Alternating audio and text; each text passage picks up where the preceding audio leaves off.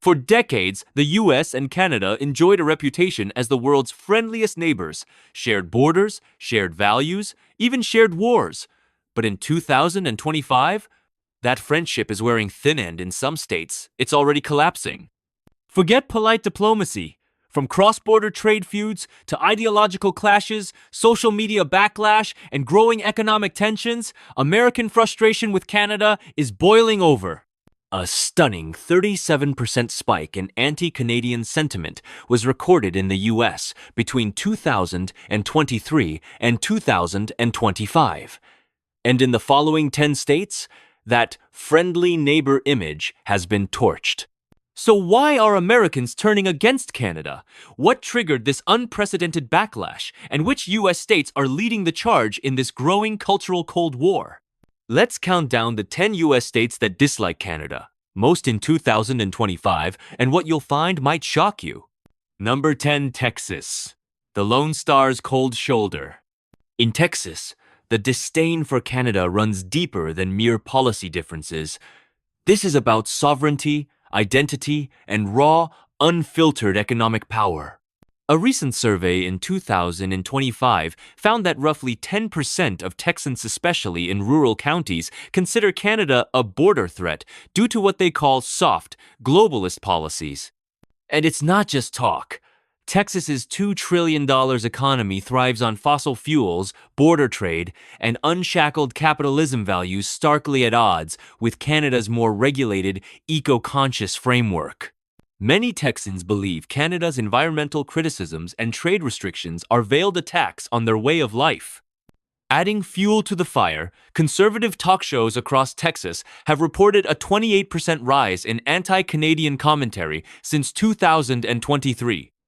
These narratives often portray Canada as an ideological adversary socialist, pacifist, and meddling in America's affairs, especially when it comes to climate policy and immigration reform. So, here's the question. Is Texas simply defending its identity here? Is this the start of a broader movement to push back against America's so-called friendly northern neighbor? Number 9. Nevada, Canada's economic buzzkill. Las Vegas thrives on international tourism, but in 2025, Nevada's hospitality industry is accusing Canada of being bad for business.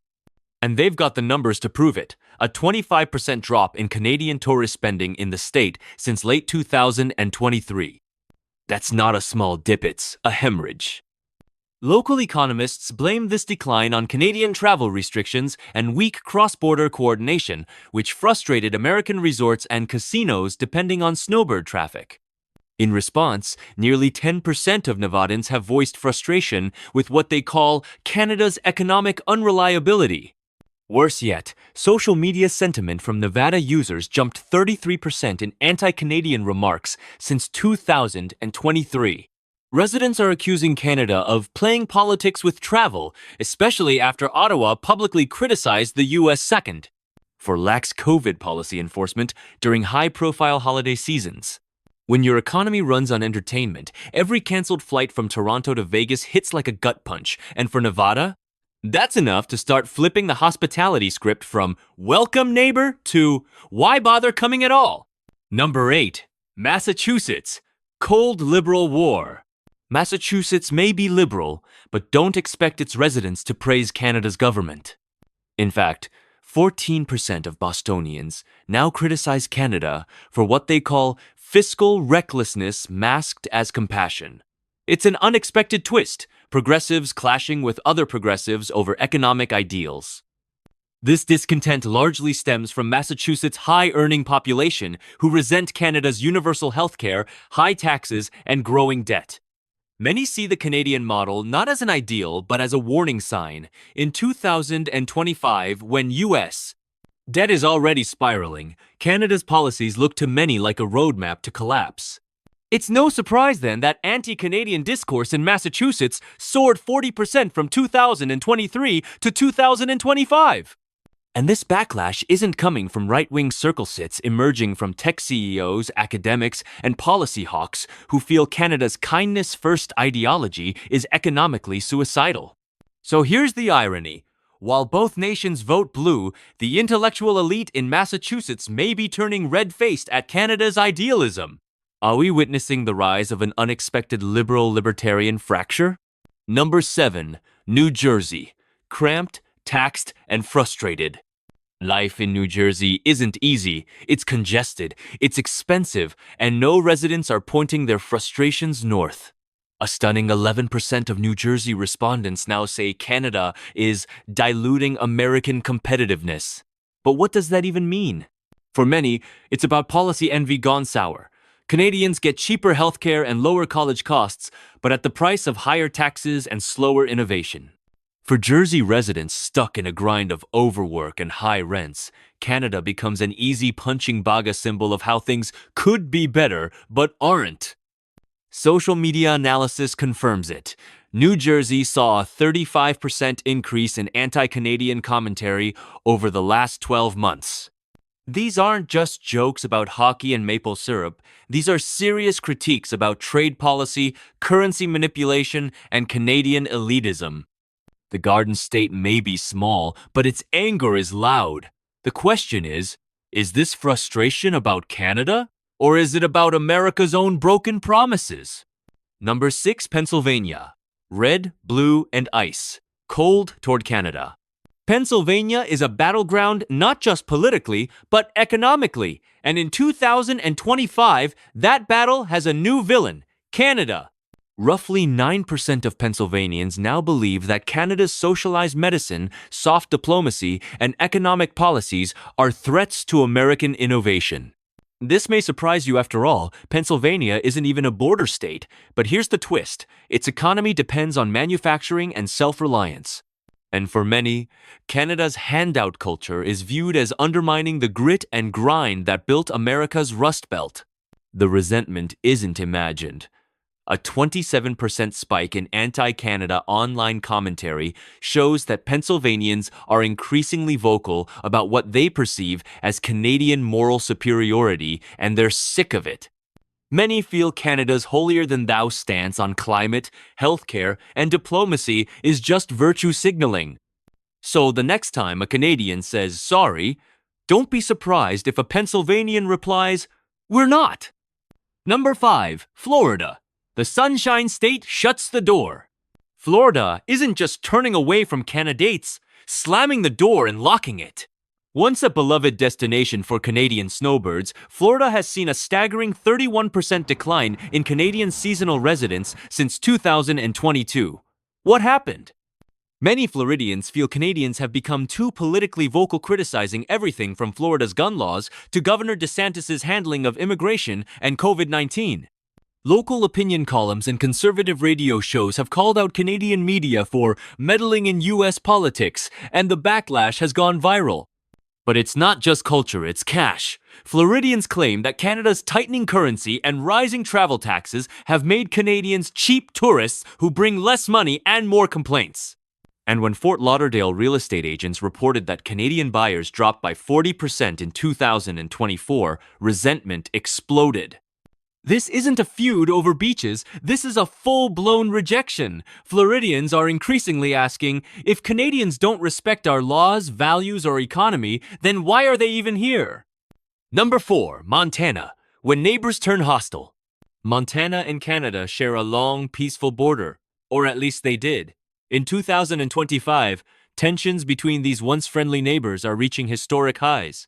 Ranchers, truckers, and rural communities in Montana now accuse Canada of disrupting cross-border commerce and agriculture with environmental interference. The issue? Canada's aggressive climate policies have slowed trade routes, imposed new cross-border inspections, and blocked certain types of American meat exports. That has translated into a 16% loss in revenue for Montana's northern counties since 2023, and locals are furious. A recent local poll found that 21% of Montanans along the Canadian border now say they actively distrust Canada. That's not just disappointment, that's political alienation. Tensions have gotten so bad that border town mayors in Montana have demanded Washington reassess Canadian cooperation. When friendly fences turn into ideological battle lines, it's no longer a border, it's a geopolitical scar, and Montana is living proof. Number 3. California. Left-wing disillusionment. Wait, California? The progressive capital of America hates Canada now? Believe it! Despite surface-level similarities, the Golden State has developed a deep, quiet hostility toward Canada's political model. It began with tech. Silicon Valley leaders have publicly blasted Canadian regulations on AI, cryptocurrency, and digital surveillance as anti-innovation and smothering. In 2025, several US-based tech companies refused to expand into Canada, citing ideological incompatibility. And it's not just business. Many Californians now view Canada's climate and housing policies as performative and ineffective. A 2025 UCLA policy review concluded that Canada's housing crisis mirrors California's despite stricter regulation, which shattered illusions among West Coast reformists. Combine that with Canada's recent criticisms of US foreign policy in the Middle East, and you've got a perfect storm. California's political elite are quietly breaking with Canada, disillusioned by what they now call empty progressive branding. So ask yourself, when California turns its back on its ideological twin, is Canada falling behind or just revealing its cracks? Number 2, Alaska. If there's one US state that's had enough of Canada, it's Alaska. In 2025, Alaskans are loudly accusing Ottawa of sabotaging trade routes, interfering with energy projects, and cozying up to China while ignoring their neighbor to the west. It's personal.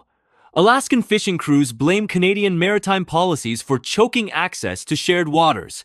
Pipeline developers are enraged over Ottawa's cancellation of joint oil projects. And when Canadian leaders supported Greenpeace protests that blocked a major Alaskan port, fury exploded statewide. Now, 26% of Alaskans polled say they believe Canada is more of a threat than a partner. That's an extraordinary number for a supposed ally. Anti-Canadian sentiment on local news forums and call-in radio shows is up 44% since 2023, often laced with accusations of eco-imperialism. Here's the harsh truth. Alaska sees Canada not as a friend, but as a hypocritical neighbor preaching environmentalism while profiting from resource extraction. And if tensions continue to escalate, don't be surprised if this northern Cold War gets even colder. Number 1. Michigan. Topping the list, Michigan, America's automotive heartland, and once the crown jewel of US-Canada friendship, not anymore. What was once a seamless economic relationship is now an ugly trade war. Since 2023, Canada has imposed several retaliatory tariffs on US steel and auto components, triggering a $4.3 billion revenue loss for Michigan-based manufacturers. The result? Layoffs, plant closures, and seething resentment. A 2025 University of Michigan study found that nearly 30% of state residents blame Canada directly for recent economic downturns.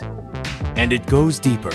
The Detroit-Windsor border, once a proud symbol of cross-border unity, has become a hotbed of nationalist protests and union blockades. Michiganders are furious not just at Canada's trade policy, but at its attitude. Ottawa's leadership publicly mocked America's labor inefficiencies in 2024, triggering a media firestorm across the Rust Belt. For many, that was the final insult. So what's left of this cross-border friendship? Not much. Michigan's view of Canada has gone from brotherhood to betrayal, and in 2025, that cold, bitter feeling is mutual. Let's stop pretending. The US-Canada relationship isn't all maple syrup and shared hockey teams anymore. In 2025, it's fracturing fast, and in these 10 states, the cracks are impossible to ignore. Trade feuds, travel wars, cultural resentment, ideological rejection. From Michigan's factories to Florida's beaches, from Alaska's oil fields to California's tech towers, America's view of Canada has shifted from friendly neighbor to frustrating obstacle. And while politicians may still shake hands across the border, everyday Americans are starting to ask a dangerous question: is Canada still on our side? Or has it quietly become a competitor? Maybe even an enemy in disguise? This isn't about a feud between two nations. It's about the rise of a new geopolitical rift not between enemies, but between former best friends who may no longer understand each other at all. So here's the real question. Has the US-Canada friendship reached the breaking point? Or are we already in the middle of a Cold War we refuse to name?